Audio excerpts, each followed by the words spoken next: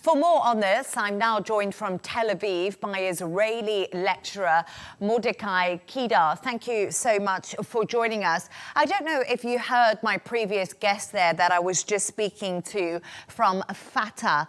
How realistic is Netanyahu's plan for a full Gaza takeover, both militarily and politically, given the reports of internal criticism? No, don't get mistaken. A majority of the Israeli people do not want to have anything with Gaza. Gaza is a wasteland. Gaza is a disaster. Gaza is a swamp of problems, and very little number of Israelis, even in the government, but there's a sliver of the Israeli people who really want to keep Gaza. Gaza is, it's nothing. Nothing attracts us to stay in Gaza. What we do have to do is to get rid of the ISIS group, which names itself Hamas, which took over Gaza with consent of the PLO, of the PA. So this is actually what we are fighting in order to provide our people peace and tranquility, as it was until October 7th, 2023. Doctor, you just described Gaza as a wasteland to me and said people don't want Gaza in Israel. But millions of people live in Gaza. Over 61,000 have been killed since this offensive started by Israel.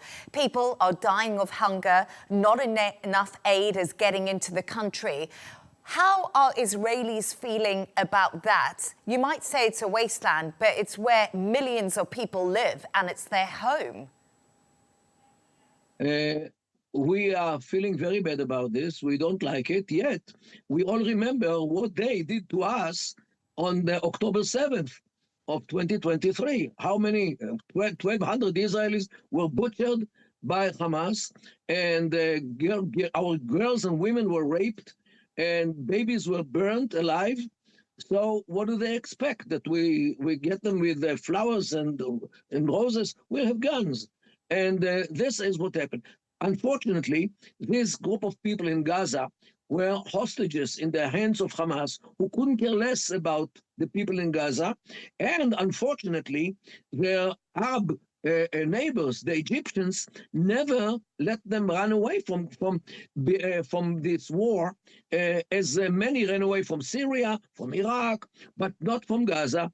Why? Because the Egyptians did not open the gates for them to run away, not to Egypt, to other countries, as they did for years, from Syria and from other countries. And unfortunately, the Arab brothers of the Arabs in Gaza actually betrayed them by not allowing them to run away from Gaza. So you just said there that the neighboring countries didn't allow the people to run away from Gaza. So what is the Israeli government's strategy for managing the humanitarian fallout if this full occupation goes ahead, particularly the evacuation and displacement of Gaza City residents during the first phase? So they're talking about occupation in the most densely populated areas within Gaza, where millions of people live. Well, first of all, there is a very big humanitarian problem in Gaza, and this is the situation of the Israeli hostages. So far, around 20 are still alive, and we saw how hungry they are, while people in Gaza have no hunger. We give the Gazans food, as you see now on these trucks, every day, dozens, if not hundreds of trucks with food, and the Gazans do not suffer from hunger. The only ones who really suffer from the humanitarian problem is the Israeli hostages. And believe me, if Hamas released the hostages and left the Gaza Strip, the war would finish within 1 hour.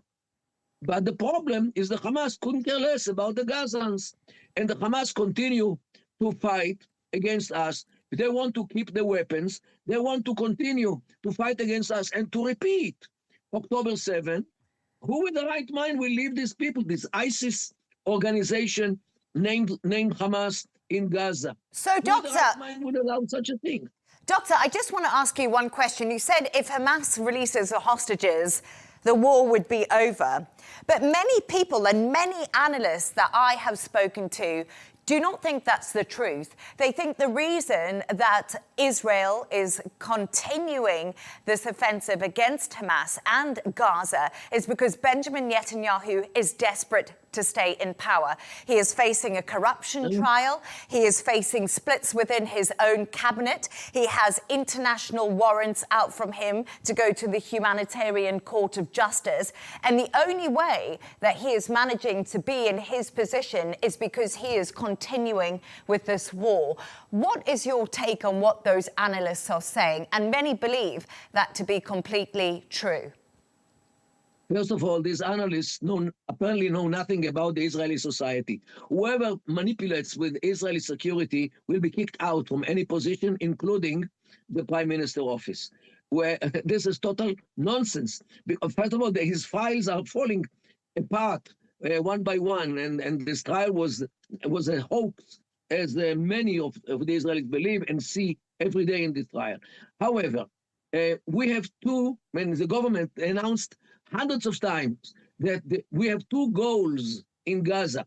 One is to release the hostages, and the other to get rid of Hamas as the ruling armed force. And this is what we are fighting for.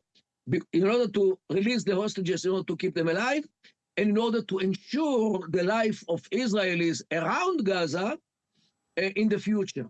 And this is what we want. And this is why I say time and again, once they release the hostages, all the hostages, and leave, means Hamas will leave the strip, the war will be finished in a minute. Mordechai Kedar, it's a pleasure to have you on the show. Thank you for your thoughts.